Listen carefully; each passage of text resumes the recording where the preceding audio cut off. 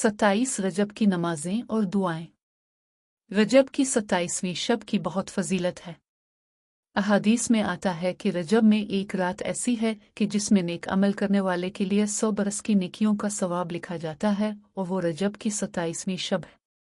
जो शख्स इस रात में 12 रकत नफल इस तरह पढ़े कि हर रकत में सूरा फातिहा और कोई सी एक सूरत पढ़े, और हर 2 रकत पर अलत हयात पढ़े, और जब 12 रकत पूरी हो जाएं तो सलाम फेरे।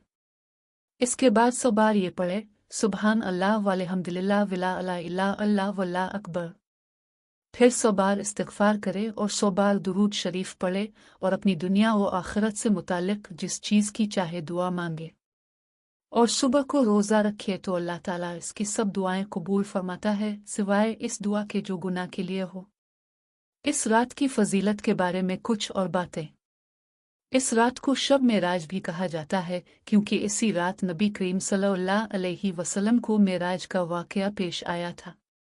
इस रात में इबादत करने से गुनाहों की मग़फ़िरत होती है और दर्जात बुलंद होते हैं। इस रात में कसरत से तिलावत कुरान, ज़िक्र व अज़कार और दुआ व इस्तिग़फ़ार करना चाहिए। इस रात में सदका और खैरात करने से भी बहुत सवाब मिलता है। अल्लाह ताला हम सबको इस रात की फजीलत से मुस्तफ़ीद होने की तौफ़ीक़ अता फ़रमाए। आमीन। अगर आपको ये वीडियो पसंद आए तो उसे लाइक करें और शेयर करें ताकि और लोग भी इसका फ़ायदा उठा सकें।